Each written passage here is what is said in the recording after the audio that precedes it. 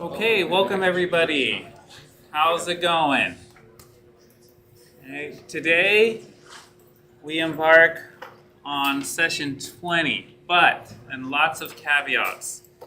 We're going to go back to session 19 for just a few minutes to kind of cover some things that maybe we went through kind of quickly at the end of the last session. Also, I hope that if you have questions about session 19, you could kind of ask them at the beginning. So as a recollection, right, session 19 was using Moore's circle. And yes, on Tuesday you will get an opportunity to use Moore's circle. And in terms of the exam, on Tuesday, please bring 2 sheets of notes, handwriting on both of the large faces of those notes, and 8.5 by 11 inches or A4. And that's about it. Bring a calculator, and the assignments should be coming out soon from Proj, RTA. Okay. If you want to be on College Ave instead of in here, please let Proj and me know through Canvas inbox. It does allow us to keep track of things a little more easily and make sure your questions get responses. If you send me messages over email, it can get lost in a bunch of different things. Okay? Yes? But the assignment's going to be the same as the last exam, and we have to be able to switch, or? The room assignments are right now as they were. So if you want to switch, hopefully to College Ave, because we were at capacity in this room, then please send us a message so we get that taken care of. Okay? In terms of preparation, I don't know if I emphasized it enough, but please, once again, look at the previous exams that are available and start with the most recent ones and work backward. Okay? That is probably the best thing you can do to prepare. And you can even look and say, oh, that question was a little bit like the question that was on the year prior, or that question was very different. In some cases, I think by exam 2, we had gotten to absolute maximum stress, shear stress, which is our topic today, but that is not covered, unfortunately, because it's actually a nice kind of endpoint. But the stuff we talk about today will be relevant to being able to calculate in-plane stress transformations, principal stresses, and shear stresses in plane. Any questions? We're going to go back to session 19 in just a minute, but are there any questions or thoughts? Okay. All right, well, thank you for being here. Let's get going. So, first thing we're going to attempt to do is go back to session 19. Oh, right, and I guess for session 20, if it's not already obvious, the questions that are due, the homework assignment is not due on Tuesday, right? It's going to be due next Friday. So that doesn't mean, well, whatever. It means what it means, right? So please spend the time working on preparing for Tuesday's exam. Okay, so going back to session 19, and I'm just going to I just pasted in the slides essentially from the end of session 19 that I want to kind of redo and reemphasize. And in fact, I think one case, the cylindrical pressure vessel, I don't think we even got to, unfortunately. Okay, so we're talking about the last part of session 19, and in this case, we're looking at structures and coming up with a state of stress, and then creating the Moore circle, and then being able to answer questions. In some respects, the use of Moore's circle reflects a culmination, well, maybe not a culmination, but an accumulation of many of the things that we've covered in the class up to this point, right? We've gone through our different types of structures, bars, shafts, beams, even trusses could be, but those are just usually uniaxial, loading in the members. and then looked at combined loading, so different ways of applying loads to these structures such that you get stress that is not just uniaxial on a bar, but could have shear stresses and could have normal stresses as well. And so then going from there, once we know the state of stress, then we look at transformations, and we're using Morse circle to be able to do those transformations. After the exam, we will then look at what are called failure criteria to be able to determine whether or not the material is going to fail by yielding or by essentially by yielding. We won't cover buckling in this class. So let's take a look here. As a reminder, when we have Morse circle, we can find the stresses in an arbitrary orientation. This is kind of a crummy way to use Morse circle, but it's a good, it's only crummy for the user. That's what I should say, right? Because it's probably easier to use the stress transformation equations, but you can still use Morse circle, and we've done examples of how to do that. Where Morse circle really shines is in finding the principal stresses and in finding the maximum in-plane shear stress. Those are things that are quite fast and quite nice with Morse circle. And you can see for finding those principal stresses and finding those maximum in-plane shear stresses, what we were essentially doing before was either using calculus on the stress transformation equation, setting the derivative to 0, and then finding where they should be in orientation, then plugging them back into the stress transformation equations, or we were using the trial and error method. Okay? This technique is graphical and I think is a little more pleasant. So we talked about uniaxial loading, and I just want to emphasize this again because it is so important. Okay? Why is it so important? I may not have had time to stress this point. Get it? Stress? Anyway, we're stressing a bar actually, not a point. Because why would it be so important to understand stress transformations from uniaxial loading? Maybe I did say it, I don't remember. But why? Why do you think it's so important to understand uniaxial loading and its ability and the stress transformations associated with it? Any ideas?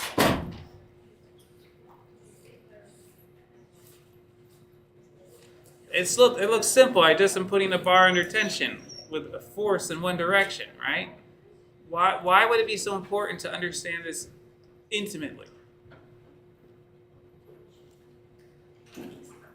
Don't think in terms of the math. Think of engineering practicality.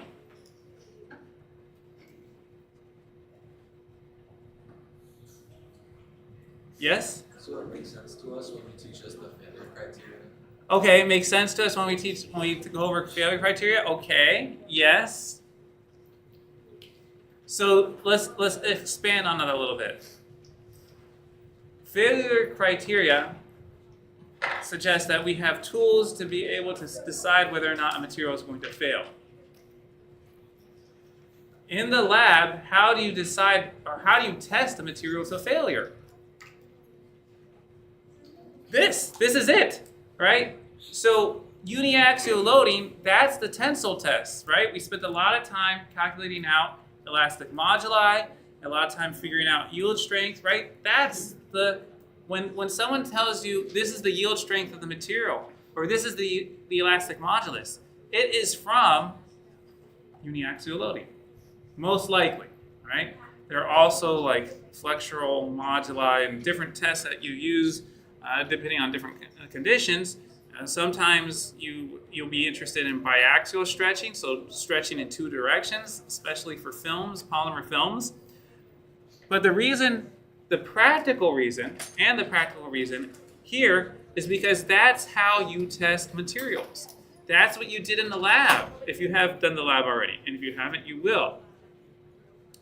So by taking folks, if we can calm it down upstairs, if we could just a little quieter. Thank you. All right. So if you have uniaxial loading, right, then you can do things like calculate the equivalent shear stress. Okay? Because in uniaxial loading, as we see here, right, it's kind of boring in that there's just an element, right, with sigma 1 going through it. There's no shear stress on this element. But materials do fail under shear, especially the ductile ones. Okay? So that is why we want to be able to figure out things like the maximum in-plane shear stress, and maybe even more importantly, which we'll get to today, the absolute maximum shear stress. Okay? So for this, we see that the center of Moore's circle is going to be at the average, comma 0, okay, for the normal stresses. And there's only one stress, which is the load that we've calculated with the pressure or the force P over the area. Okay? And yes, I can call that sigma 1, and sigma 1 makes sense because that is the principal stress. Okay? We're in a state of principal stress. Sigma 2 is equal to 0. And you know what? We'll talk about sigma 3 a little bit today too, which we haven't discussed yet. But there is a sigma 3 here, right? If I had this is x and this is y, right? There's no stress in that direction, no normal stress in that direction. And also coming out of the board, that would be the z direction. There's also 0 stress. Okay? So we'll be talking about sigma 1, sigma 2, and then also putting a duplicate here, sigma 3, also at 0. Well, if we're in this state of principal stress, if we want to figure out the state of maximum in-plane shear stress, what do we do? What do we do? Now, everyone's experts in this. So what do you do? If there's a question, what is the maximum in-plane shear stress? The magnitude of maximum in-plane shear stress. What do you say? You're raising your pencil? Or Radius. huh? The radius, right? And what is the radius? Sigma x. Yeah, it's just the principal stress over 2. Good, thanks. What's your name? I kind of put you on the spot. Jack. Okay, great, Jack.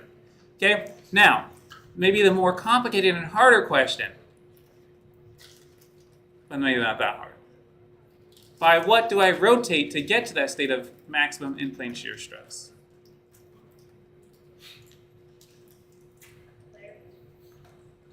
So first, on Moore's circle, how much do I rotate? Yes, Stephen? You rotate 90 degrees. Now, which way do I rotate? Okay, so you have 2 options, right? This arrow, the way I've got it written right now, that's clockwise, right? Okay, and so that would allow us to get down to the positive tau max. At least if I had sigma x for my sigma 1, right, then sigma x prime would become tau max, right? With a rotation of minus 90 degrees on Moore's circle. The actual material element, though, how much does that rotate? 45, so minus 45, right? So if we're looking at what's happening, we have 2 options. We can go down or we can go up. If we rotate by 90 degrees in the positive way, so we go to theta equals 45, then I have a negative tau max. Okay, a negative tau max. So first off, that is going to be negative sigma 1 over 2, right? That I know. But shear stresses are a little bit funny, right? Because you don't really think compression, tension. You just think it's the opposite direction it would normally be. Okay, so when we draw this, the shear stresses on this element, we can say it's going to be tau max, which the way we've drawn it, tau max is a positive number, but now I've drawn the arrows in the opposite direction, right? Because normally, so this is the x prime face, and this is the y prime direction. So if I had a positive tau max, right, it would be going, the arrows would be meeting in this corner right here. Okay, they'd be meeting there. They're not, though, because it's minus tau max, okay, with this angle of rotation of 45 degrees. If I had said the angle of rotation was 45 degrees this way, and I had my x prime pointing out at the bottom here, okay, if it were coming out of this face, positive x prime, okay, then this would be the y prime face, and look, the arrows actually don't move. The arrows are still there. It would be a positive, right? It would be a positive tau max, or the this direction would be on the positive x prime face in the positive y direction, y prime direction. Okay, does everyone see that? It's maybe a little bit confusing, right? The negatives, because I'm talking to a few of you, and also the group me. You know, people are like negative, positive, right? And so yeah, it is a little bit confusing. Any questions on this? Please ask them now, because we're going to ask them on Tuesday.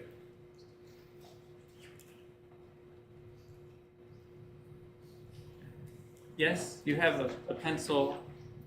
Oh, no? No? Okay. All right. Okay. So let's do a couple more common examples. All right. I think we did do pure shear a little bit, but we did it quickly last time. So in this case, we have TAP being applied at the ends of this rod or this shaft.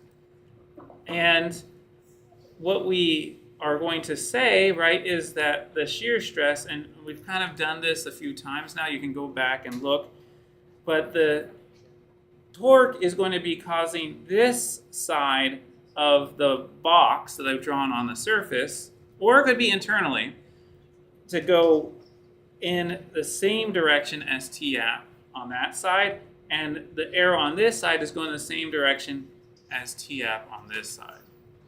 Okay, so remember, once I know one arrow for shear stress, I know all four. Okay, so it's important to get that direction right.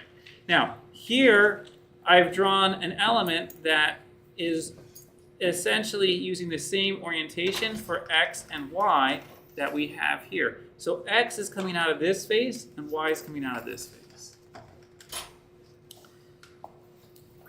With the drawing of tau xy, I just move this arrow right over to here. And with the rest of the arrows, I know that they just have to meet up in this corner, and these arrows are going to meet up over there. Okay? And then we can flip this. What do I mean? We're going to flip about the y-axis.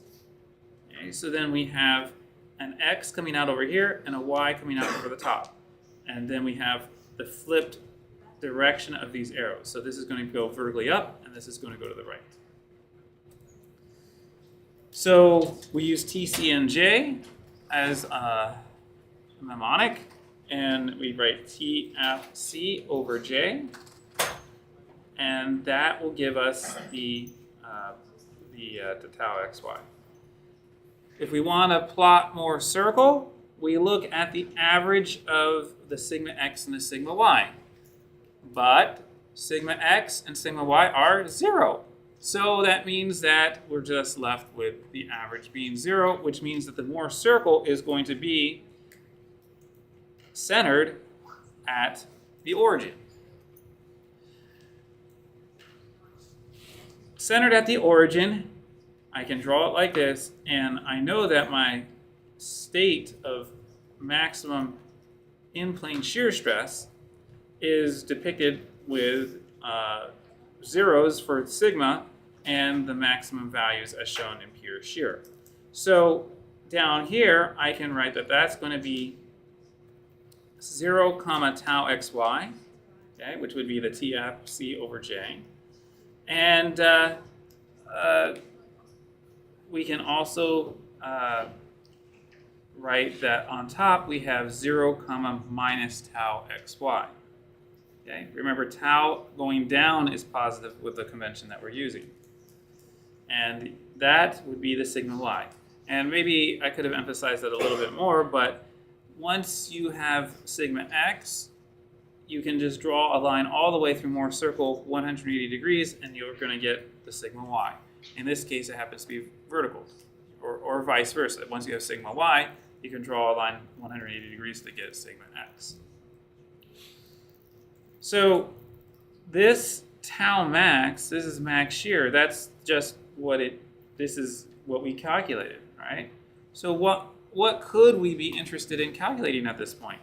Well, we could say, okay, give me a transformation, or give me the resulting sigma x prime, sigma y prime, tau x prime, y prime at some random rotation angle.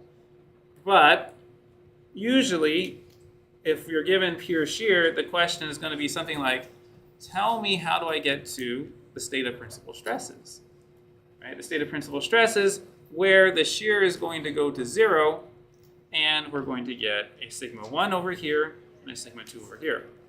What are sigma 1 and sigma 2?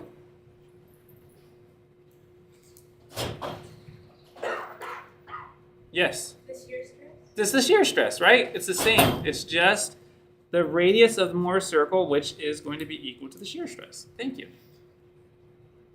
Okay, so any questions on how to handle pure shear?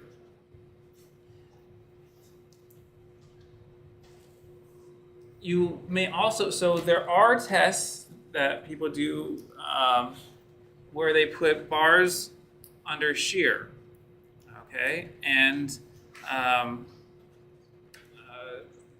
that's maybe a little less common, but it can be done, and you can characterize, a materials reaction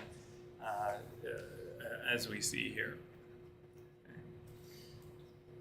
The angle that we have to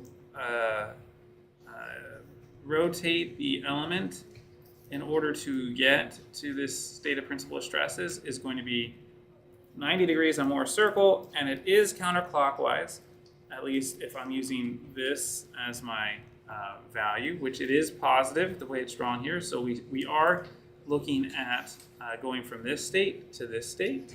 So if I want to have if I have my sigma x starting here and then going to sigma x prime here, a positive rotation of 90 degrees on Mohr's circle, or half of that of the material element, so rotating by 45 degrees, would give us the state of principal stress. And what does that look like? It looks like the following. We have a positive stress coming out of the x face, and we'll have the equal and opposite stress on the y prime face. Okay. Any questions on this? Yes? So, sigma 1 and 2 I know sigma x and sigma y in general. So, yeah, so sigma 1, so typically sigma 1 and sigma 2 are reserved for principal stresses. As you saw when we were doing, and we'll do a pressure vessel in a minute, sometimes we use sigma 2 instead of like sigma x or sigma y, all right? Because sigma 2 in a pressure vessel means PR over 2T. Okay, but typically sigma 1 and sigma 2 are for the principal stresses, and yes, essentially your sigma 1 has to be either equal to the sigma x prime or the sigma y prime, depending on which way you get there. So Yes. would you say like the right side of the circle is for like sigma 1 and left side? Typically, yes. Typically, sigma 1 is larger than sigma 2, which is supposed to be larger than sigma 3. But we'll also show you in a few examples that sometimes we just put sigma 3 at 0. So like here, you could see that someone might say sigma, or I will even say this is sigma 1 here, sigma 2 is here. But again, if I look out of the board, out of the plane, I have a sigma 3 equal to 0 in the state of stress. All right. So for that, we would put sigma 3 at the origin. Okay, and we'll talk more about how we deal with that. Yes, in a minute. Why did we flip off? Why do we flip what? The elements, like the way that we do the towers. Okay. This part, this flip. Yeah. Okay, yeah, you're looking, okay, literally when I wrote flip, you wanted to know why do we flip it? Yes, sorry, I'm slow. Okay, because my natural kind of way of thinking about x and y is with x horizontal to the right and y vertical up. Okay, but the way the problem was drawn, which is also a typical way of looking at these rods with x coming out of this face, right? Then I have x coming to the left and y going up. So usually I'm just more comfortable with this orientation for x to the right and y up. Because when I draw my stresses, I know I have my arrows for shear stress meeting in this upper right corner. Okay? It's just comfort. Okay? You don't get a whole lot of meaning here, but it is kind of confusing because now, right here, a clockwise or a counterclockwise rotation here, right, where x is going towards y is actually not what you have here. You see that? Because then you're going, right? And that makes sense because x cross y, right? I mean, it's really x cross y is equal to z, right? X cross y, here it's coming out of the board, so counterclockwise right-hand rule, right? Here, x cross y is into the board, and so clockwise is going to be positive, all right? So that's another reason why we did the flipperoo. Okay. Good questions. Any other questions? Yes? What was the shear stress and the torsion values were different? Okay. Do you mean if the T app was different, Yeah, or? like they were different. Oh, if this was different than this, Yeah. can that happen?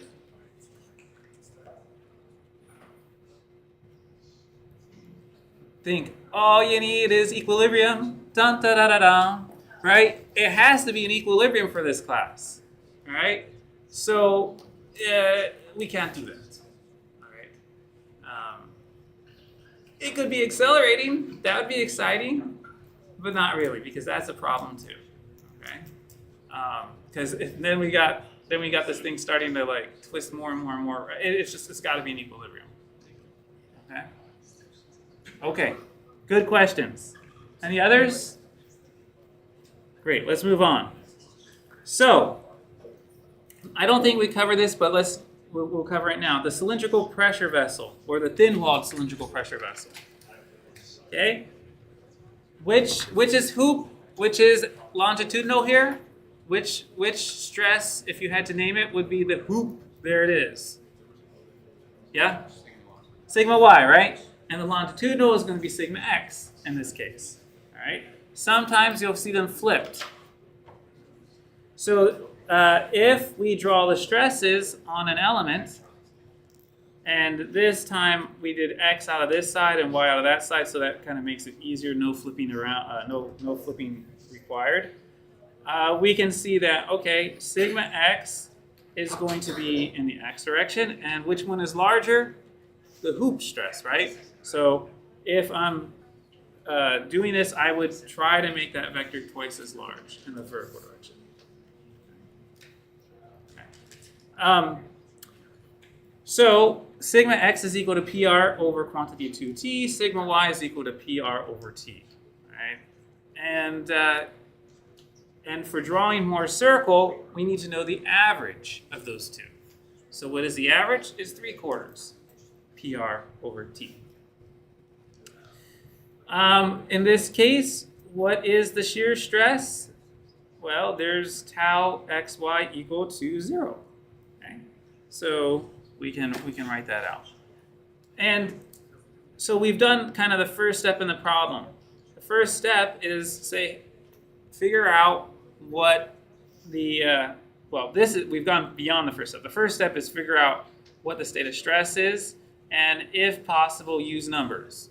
Okay, because you have the PR, but I don't give you numbers, so then you've just got variables. But what's nice here is that this is the generalized. This is obviously going to give us the generalized results. So if you did have a cylindrical pressure vessel, you would be able to just look at this on your sheet of notes and plug in the numbers and be done. Do you think I will give a problem that simple? I don't know. We'll see. Yes. I've seen in some cases we use P for the sigma, but I also noticed there are some cases where we use delta P. Which ones do you use there? Okay. I use both. All right, Jonathan. So yeah, this P is going to be, we're assuming this is a gauge pressure, okay, which means it's the difference between the inside and the outside. Yeah, we were using more of the delta P when we were interested in things having to do with strain, right? I think that's where it was a little bit more. I was using it a little bit more, but yeah, either would be fine. Or we were also using the delta P a little bit more with the fuselage problem, right? When we were up in the air. Yeah, the outside pressure and the inside pressure. Okay. But yes, but in terms of the stress that this vessel is feeling, it is really just caring about the difference in the pressure. If folks upstairs, it'd be great just to have a little less of the chatter. Okay. Okay. So now we draw our Mohr circle, and we have our tau going downward, which is positive. Sigma is going to the right. We draw where the center might be by using the sigma average, and we have the opportunity to calculate the radius. Okay. How do you calculate the radius for this type of problem? Any ideas?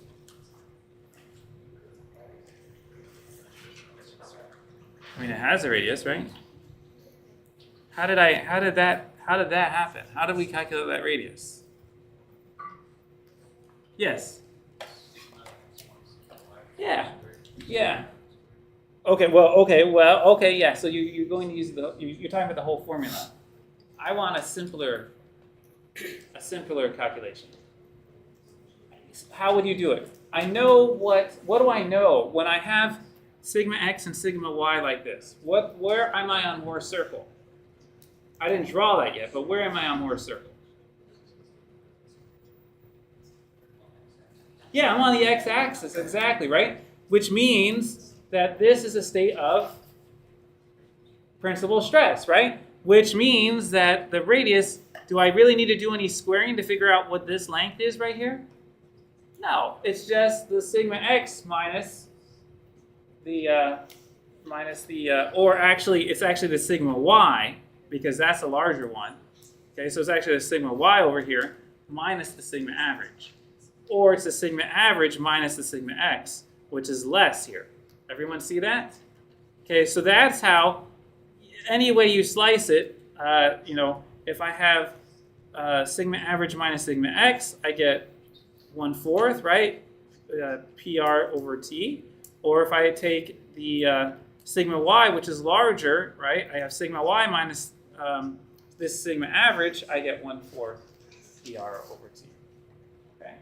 So that's how you can calculate the radius quickly.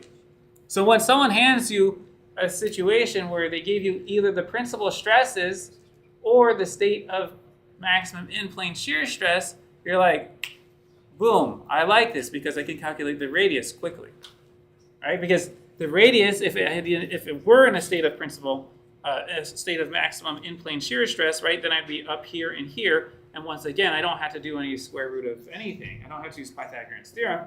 I just know that I can figure out the distance between this point and the center, and I'm done. Okay. So here we have our ongoing investigation. Yes, sigma 1 is equal to PR over T. Sigma 2 is equal to PR over 2T. And in order to get to a state of maximum in-plane shear stress, I have to rotate, all right? And this is kind of interesting, all right? So if I have yes, I can rotate minus degrees, or I can rotate positive 90 degrees, all right? Because if I rotate So this is really the sigma x. So we should be careful here. Let me see if I can add. In fact, I was probably not being careful. See, I can mess up the signs too, as can we all. All right, so that's really the sigma x and the sigma y. At least the way we've drawn it here, with sigma x being larger, right? Sigma x is, smaller than sigma y, okay? So if we're going to rotate, all right, to this state of stress by minus 90, okay, that would be going there. So now my sigma x prime is actually equal to this minus tau max, okay? And my, if I go the other direction, now I have that my sigma x prime is equal to tau max. Okay. So this really should be, so this, let's see what I did. So if I rotate it, by the minus 90, okay, that's fine, that's what I did. I have a tau, I have x going here, okay? And I can have my sigma average, right, that's true, coming out of both faces, okay, just like that. But this tau max is going in the wrong direction, okay? Because if we rotate, we're rotating up here, so this should be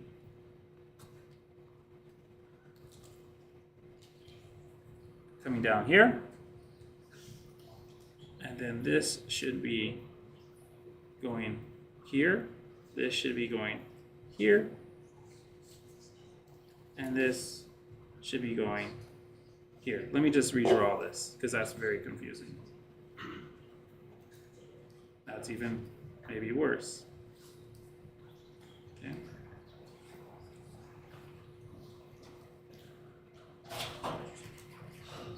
Like that, okay? Where this is the sigma x prime, and this is the sigma y prime out there, okay? Any questions on that?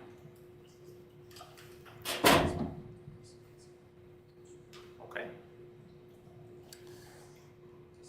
Does it really, you know, another maybe philosophical question, it's not that philosophical really, does the material care if I call x prime or y prime? No, it doesn't really care, right? And so yes, I may have flipped things here, but the material, whether or not it fails, the material doesn't really care whether this is, what's going on? Yeah, the material doesn't really care, right, if this is the x prime or if this is the y prime. And in fact, I could go all the way back to this problem. I could have even flipped x and y here, right, and then I would have had different results, or I would have had flipped results, but the same outcome for the material. Okay, so the spherical pressure vessel. This was a question on the homework, okay. And I will go through this just very quickly because now I am behind. Well, hopefully this was a little bit of a review because it is important for Tuesday. And more circle for a spherical pressure vessel, as I described in the video for the homework last night. It's just a dot. Okay? It's just a dot because the stresses are equal to each other, and they continue to be equal to each other as I rotate that element about any radial vector coming out of the center of the sphere. And there's going to be no shear stress in this case. In the plane. But we're about to do something a little bit different, which is consider something outside of the plane. Okay, so session 20 finally. We're going to have the opportunity to understand a technique for finding conditions of triaxial stress. We are going to talk about the absolute maximum shear stress using Moore's circle. And we're going to talk about absolute maximum shear stress with some structural examples. So let's talk about the generalized depiction of stress. Again, so this slide is not new. We have sigma x, sigma y, sigma z, tau xy, tau xz, tau yz. And we can represent this as a tensor. The tensor preserves its information as we rotate the as we rotate the tensor. So we could have sigma x, we could have sigma y, we could have tau xy, we can have all these. Sorry, we're just going to go through this whole thing, okay? And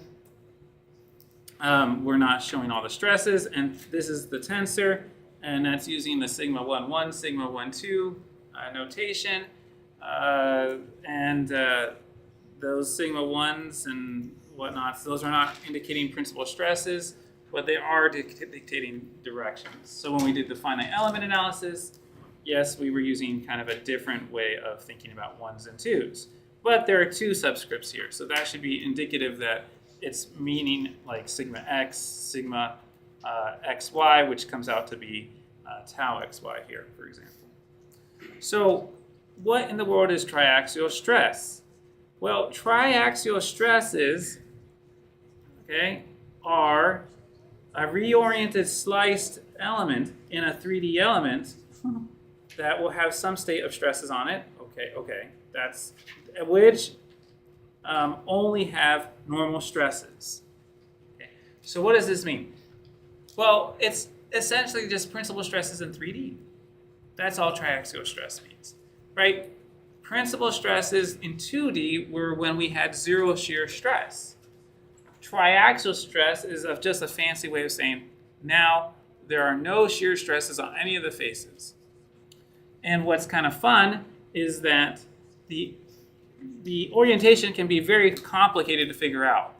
But it does exist for any state of stress that you're given a principal, like a state of principal stresses or a state of triaxial stress where there are no shear stresses. Okay, so you just get normal stresses. So your element may end up looking something like this, where you have sigma 1 coming out of one face, a sigma 2 coming out of another face, and I've drawn them with shorter stresses, and maybe a sigma 3 with even shorter stresses coming out of the other face. But this could be any orientation in space. Will you be responsible for figuring out that orientation? Not unless it's like a 2.5D problem that you can kind of just rotate, without too much difficulty. But obviously, this orientation can be quite complicated to figure out. So the stress tensor ends up looking like sigma 1, sigma 2, sigma 3 on the main diagonal with zeros on the off-diagonal terms.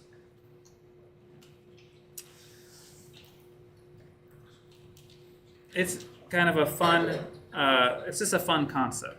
All right, now here is a method to find principal stresses, which you do not need to be able to do for an exam, but we can do without too much difficulty with a computer. Okay. So our goal is to go from some state of stress, as we see here, arbitrarily given, to sigma 1, sigma 2, sigma 3. And in Juvenal's book and in other places, there is a technique of calculating I1, which is the sigma x plus sigma y, sigma 2, I2, which is these cross terms multiplied against each other, and I3, which is these 3 terms multiplied against each other, and some other things. All right? And when you do this, these are what you call the invariance and the eigenvalue problem. Not important to know for this class. Okay? But we can assemble them into a third order polynomial. You see this? I have I1. All 3 of these are scalars. I1's a scalar, I2's a scalar, I3's a scalar. It's nice, okay? But now I have these sigmas. How many roots does a third order polynomial set equal to 0 have? 3. How many stresses am I interested in solving for? 3. All right? So the roots to this equation, okay, will give us sigma 1, sigma 2, and sigma 3. Okay? So we're not really going through all the math that got us there, all right? But you can use it if you're like on a stranded island and you have a lot of time and you want to do roots of third order polynomials. You can relate them to states of stress, maybe. Okay. Yes. Do you have a question? No question? Yes. No. Okay. Now, if you want the maximum in-plane shear stresses, all right. So what does this mean? Let's say that you had this beautiful situation, right, where you have sigma 1, sigma 2, sigma 3, right? We go back to this drawing. Well, I can just draw it. I don't have to go to another slide. All right. Let's just say that you had, I can draw it, I think.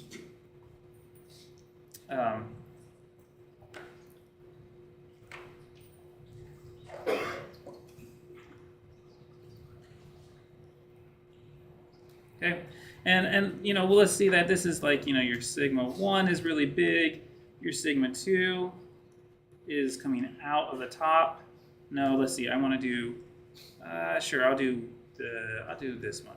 Yeah, let's do this one. Okay. And then I'll call this little one sigma 3. Okay, like that. Let's say that we have that state of stress. Look. If I look down in the sigma 3 direction, what do I get? I get a sigma 1,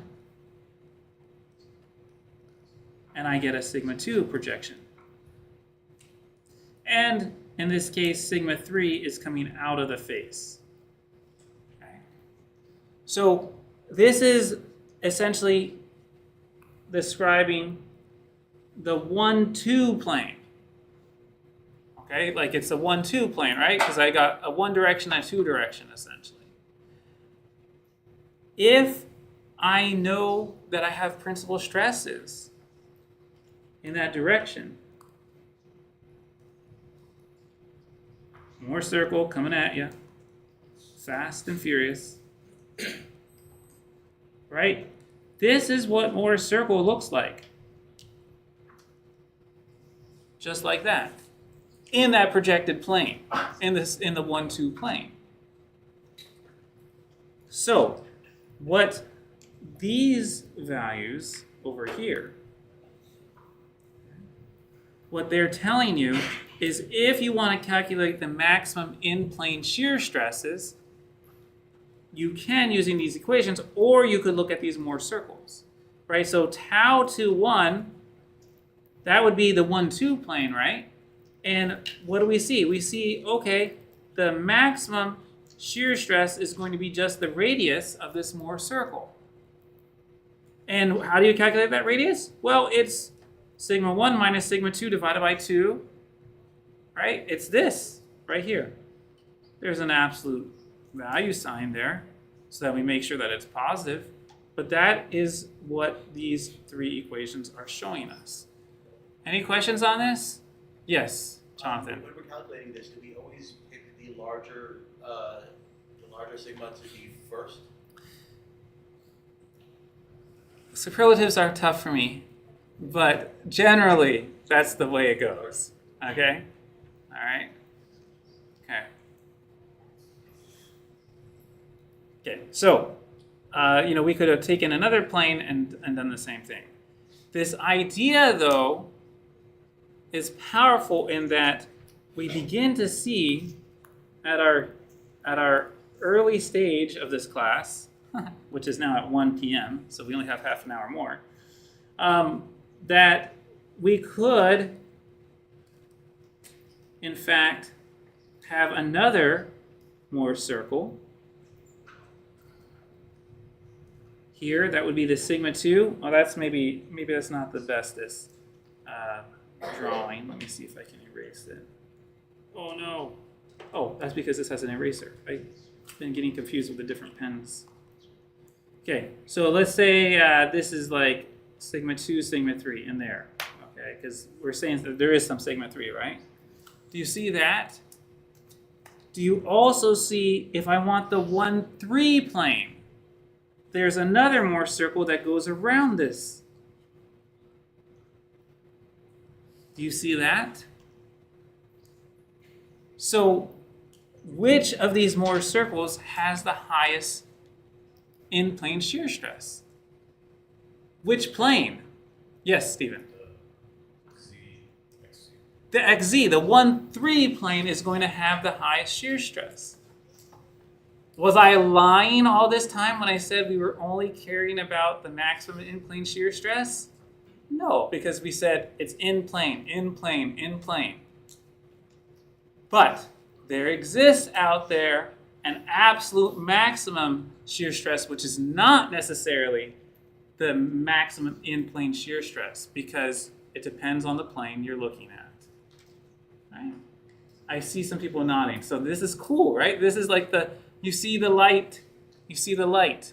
So what is our goal today? Our goal is to understand how to calculate this absolute maximum shear stress primarily using Mohr circle, not using all these equations here. Okay?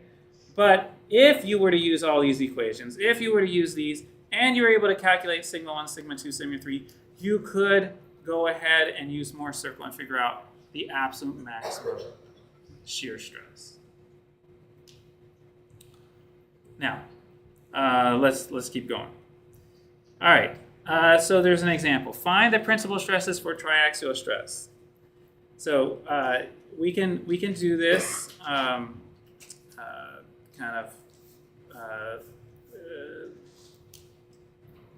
by using Mohr circle, or by using at least kind of getting started, right? So here, okay, let's just talk about this, right? The state of stress was given in 2D, which is nice. Okay, if you're in other words, sigma z equal to 0, tau xz equal to 0, tau yz equal to 0, right? So I can go about my merry way, just draw a 2D element, and then draw my Mohr circle. Okay. And then I can calculate sigma 1 and sigma 2. All right, and what is the third sigma 3? Well, the third sigma 3 is just equal to 0. Because it was 0, and I'm rotating about that 3, or the z axis, right? And as you've seen before, when we rotate about a given axis, nothing happens to that normal stress in that direction, right? We've kind of shown this in multiple examples at this point. So sigma 3 was 0, and it stayed 0. So the state of principal stress here is going to be sigma 1 equals whatever this is, sigma 2 equals whatever this is, and sigma 3 equal to whatever this is. Or I can use that handy-dandy new formula, all right? Not so handy-dandy, right? But, I can use that, put it into a computer or into your calculator, and solve for the roots, all right? So here is essentially the tensor. Okay, and then I solve the eigenvalue problem, and I get the principal stresses. Or here is those three invariants, I1, I2, and I3, and then I solve for the roots. Okay, here, right there, it says np.roots, and I figure out the principal stresses. Okay. I'd only expect you to be able to do one of these techniques, one of the 3 techniques on an exam, namely this one. Okay? But it's good to know that you can use these other techniques to get there as well. So the principal stresses, if you use this one, for these values, they come out to be 102, 48, and 0. Okay? And if you use this one, you would get pretty much the same thing as well. All right? And we had already gotten that, though, right here, 102 and 48, just using Mohr circle. And 0 because we knew that it was 0 coming out of the face. All right. So there will be a question on the homework, and you'll get to do, there's Colab already given to you. You don't have to reinvent the wheel. Just use the Colab. Some of you will transplant it over to MATLAB. That's great. That's fine. Others of you will just hit Control Enter. Okay, whatever. Okay, it's okay. I was also kind of stubborn. Sometimes I would use MATLAB when I didn't have to use MATLAB. So I completely understand the sentiment of not doing what the professor asks you to do. Sometimes it makes your life easier. Sometimes it doesn't. All right. So now let's talk about using Moore's circle for the absolute maximum shear stress. Okay. So we're now on this part. And we already kind of foreshadowed this. Let's say we have found the orientation of in-plane principal stresses. So we're going to say that we have sigma 1 greater than sigma 2 greater than 0, and sigma 3 will be equal to 0. And so we draw this nice little diagram for x, y, sigma 1, sigma 2. Okay, this is nice. Everyone got this? The z's coming out of the board. That's great. And this is very much akin to what we were talking about just a few slides ago, a few minutes ago, with the sigma 1, sigma 2, sigma 3, right? And just this generalized way of doing things. And if we plot Moore's circle here for this plane, right? We're going to be looking at a sigma 1, sigma 2, and sigma 3, just like this. Okay. And so I tried to color code this little reddish type thing with this reddish type thing for sigma 1, sigma 2. Now, let's take a look at rotating. What are we rotating by? We're now rotating about y, coming here. So now x is into the board, z is to the right, like this, and y is still vertical. So when we look at it from that perspective, at least from the sake of thinking about the in-plane stress, sigma 1 vanishes. Of course, it's really still there, but it's just not visible. But if I'm going to do a plot for this plane of the Moore's circle, right, I have a sigma 2, okay, and I have sigma z with it being equal to 0. There's no stress coming out of there, so this is the circle I would plot. Okay, you see that? Ignoring the sigma 1, this is just that plane, right? Just like we were doing the maximum in-plane shear stresses a minute ago, now we're looking at the normal stresses. So you can guess what we're going to do next. What are we going to do next? We're going to do one more orientation of this box. We're going to look at a situation where we started up here and we rotated about the x-axis such that y then went into the board and z that was coming at us is now sticking straight up. Okay? So this is essentially, an xz plane. So we did an xy plane, we did a yz plane, and now we're doing an xz plane. When we do that, we still see sigma 1, but sigma 2 is kind of vanished. It's in the y direction. And once again, the stress in the z direction is 0. Okay? So when we draw this Moore's circle, okay, we're going to get that it's between 1 and 3. Okay. So we can now draw, or we can figure out there are multiple maximum in-plane shear stresses. Multiple in-plane maximum shear stresses. Okay? One is going to be here. This is in the 1-2 plane, or the xy plane, so we say that's a tau max xy.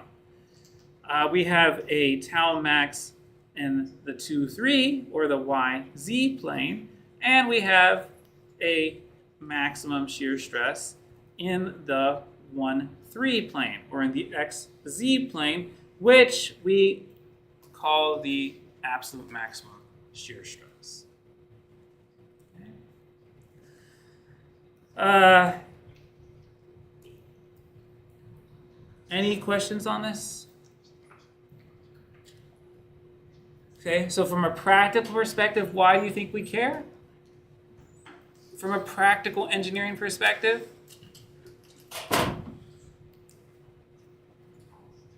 Why would it be important to do this? Suggestions? Is it so obvious? Maybe? But can someone state the obvious? Why from a practical perspective, are we spending time on this?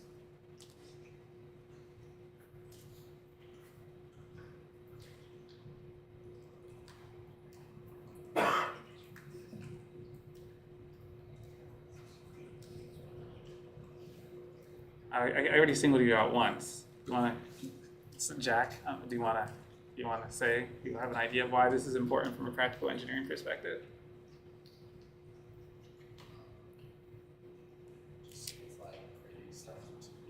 Okay, so simplifying. Yeah, all right. So we're trying to get a simplified representation in 2D. Okay, that's true. Any other ideas? What if Brendan, you're smiling. So you wanna give a shout out here? No? Okay. All right. What if I told you that this block of material has a threshold for shear stress? If you go above that shear stress, you fail. Then why is this important? Yes, Stephen. So we know at which orientation there would possibly be. Yeah, so I mean, one might be, yes, orientation, but from an even more practical perspective, I don't care about orientation. I care that whatever the absolute maximum shear stress the material is experiencing is less than that threshold, because otherwise I'm going to have failure. Okay? So that's why we care. Because in the way we were doing things up to Tuesday, or up to last night late, or up to this morning early, okay, was, hey, calculate the maximum in-plane shear stress. Everything is awesome. Yeah. But that maximum in-plane shear stress might have been just a sigma 1, sigma 2 plane, right? It wasn't accounting for the sigma 3. And you can draw this other more circle that's bigger between 1 and 3.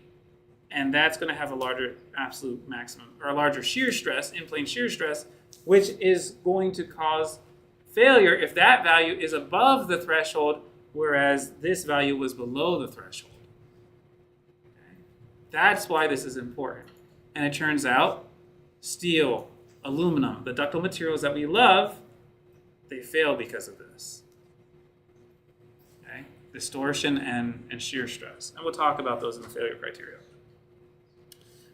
sections of the class. Okay? So, there are some kind of rules you can write. If both the principal stresses are positive, we have the following, that tau max xy would be this, tau max yz with this, and the tau absolute max will be sigma 1 over 2. Okay. This is assuming sigma 3 is equal to 0. And if you have one positive and one negative in-plane principal stress, let's say we have found the orientation of in-plane principal stresses. If one principal stress is positive and one principal stress is negative, we have the following. We can say, all right, this is just saying, look, x, y, and sigma 2 was compressive instead of just in tension, right? We have sigma 1, sigma 2, okay? Then the absolute maximum is not going to be sigma 1 divided by 2 like it was over here, right? It was just sigma 1 divided by 2, right? Because that's what this is. Sigma 1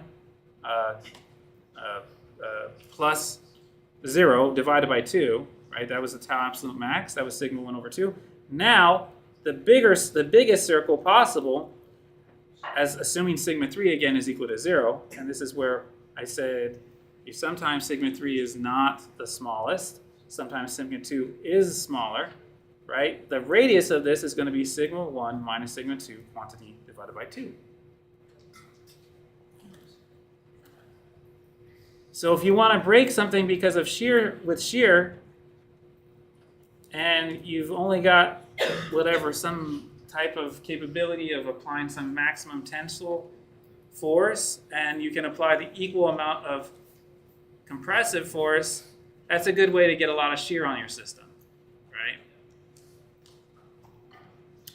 right? So this is just saying, hey, look, this is going to be the sigma 1, sigma 2, or sorry, this is a this is the xz, all right, plane, and this is the yz plane right over here.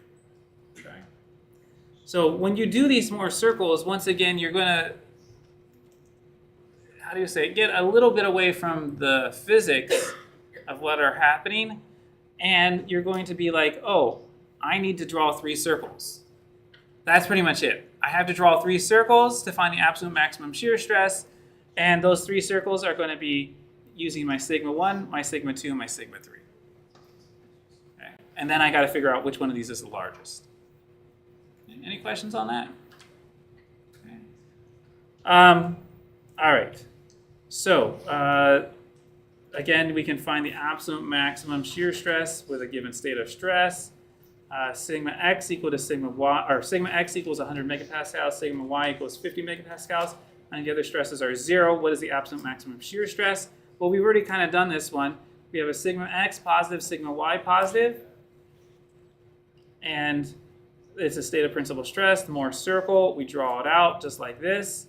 We have to draw sigma 3 equal to 0, and we get this. Now, here's a question for you. Okay. What physical system that we've studied and we love somewhat could have this state of stress?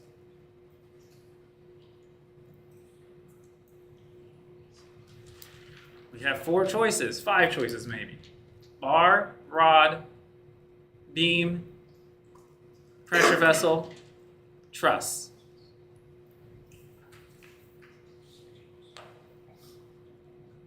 Which of those could have this state of stress and internally inside of it? Yes, Stephen.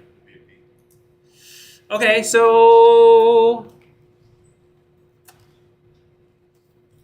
not what I was thinking, but yes, you could do biaxial. You could have yes, I could take a bar or I could take a beam and I could put like 2 axial loads on it. Sure. Okay, fine. Good.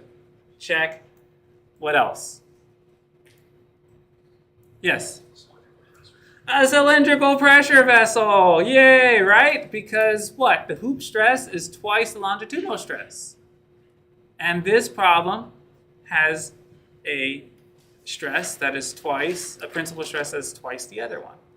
So you could calculate the pressure, right, inside that cylindrical, thin-walled cylindrical pressure vessel to be able to get this type of Mohr circle. And, of course, sigma 3 going through that surface, that's going to be equal to 0. And that's what causes us to have a higher absolute maximum shear stress than what we calculate just using the plane. Okay, there will be questions. Here's one of them. Let's keep going. All right, let's look at some structural examples. So 1, this is a classic. We already looked at the spherical pressure vessel. And in the video I said, for now, yes, this is a dot is your Mohr circle. Okay, remember that? And we did that at the beginning, an hour ago. More than an hour ago. We're tired. We're happy. We want to go to sleep. We want to study for the exam. All those things, right? So we can go back to this example, right, and draw the Mohr circle as a dot. But what is different than what we did before? Or what do we know? What is our added piece of knowledge?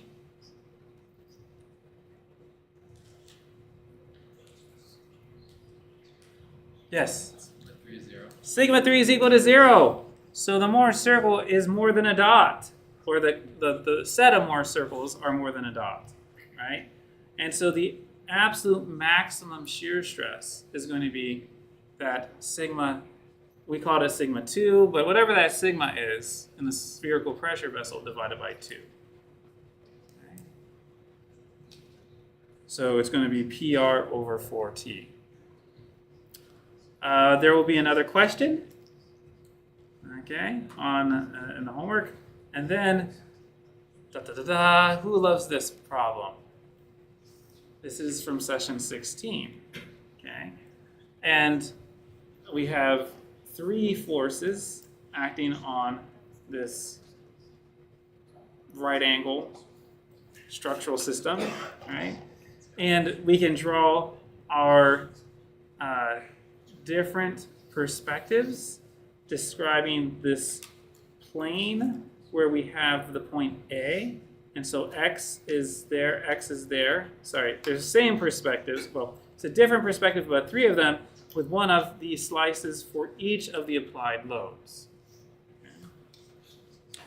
So we can look at the contribution from PX. Okay. So what is that going to be causing to happen at A? What is PX going to be inducing at A? Yes? Okay, so axial, good. I agree with that. What else? But let's describe in more detail what that axial stress is going to look like.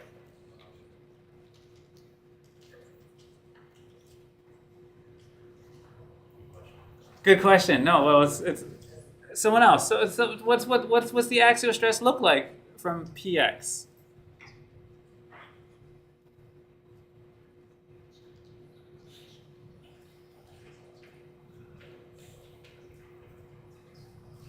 Help us out. Yes. Okay, so there'll be a component that is going to be pulling it out in the P. Like I can move this right over to this line, and I know that I'm going to have an axial force and an axial stress. Good. What else does PX do? Sure. It causes a what? It's causing a moment about what axis? About which axis?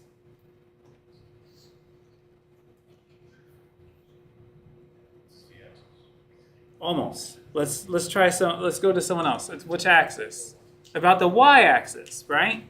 So I'm imagine. Sometimes it's good, right, to think, use the think method, right? So I don't have anything that's. Anyway, I've got this right angle thing, okay, just like this. And this is a force that I'm applying with this hand in this direction, right? And it's causing, yes, I'm like pulling this thing out, so it's causing an axial load, but it's also causing the moment, which you both properly recognize. And that moment, is it going to cause A to be in tension or compression?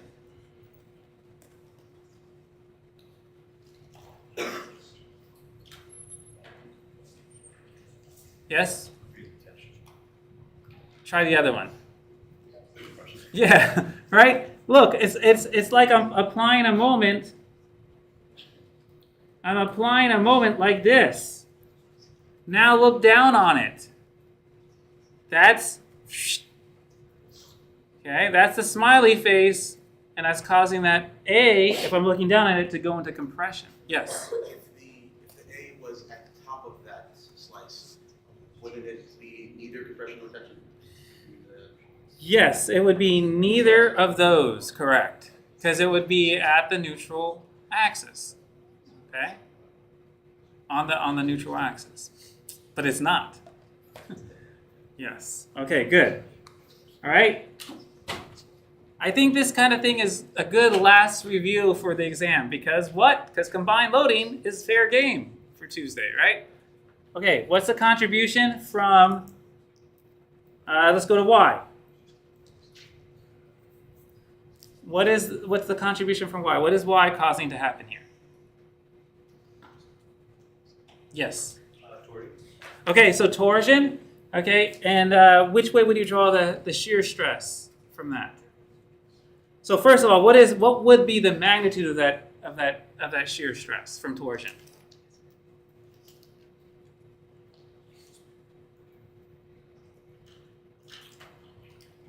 PYB minus. Just leave it there. That's the torque, PYB. Yeah. Okay, that's the torque. Now go on. And the distance from the center Yes, So- Py, so we got Pyb times C over,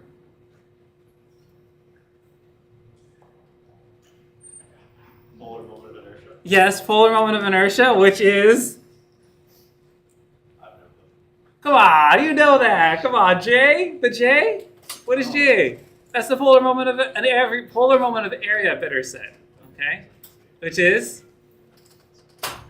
you know the C, you know it's a circle.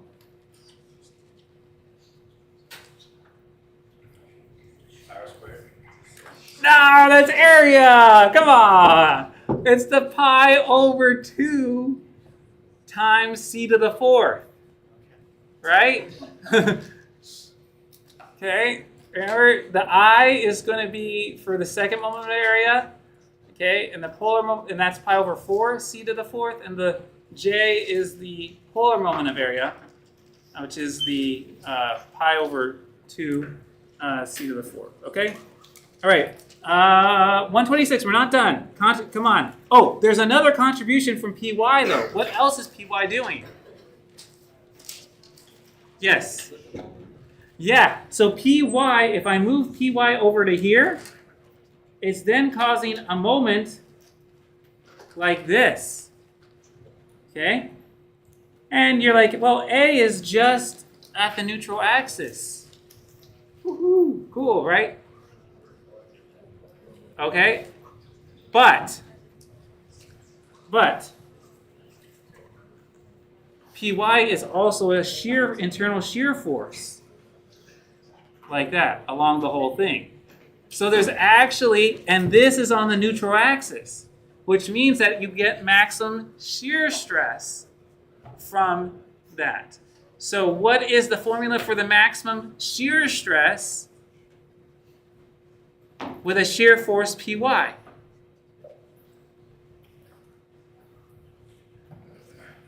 The formula for the maximum shear stress, transverse shear stress. The shear force, the internal shear force is Py. The C is the radius. Folks? Yes? 4/3 times the average. Boo-boo! Right? It's 4/3, right, times the average shear stress. The average shear stress is Py over pi c squared. Okay? Pz contributes what to this problem? Sure, Mark. Bending stress. Yeah, it's going to cause there to be a bending stress, right? You see, because that's going to be acting essentially at this location, and that causes there to be a moment, and so A will be under compression, okay? And that also causes an internal shear force, but A is at the top, right? It's on the outer surface, so the transverse shear stress is 0, okay?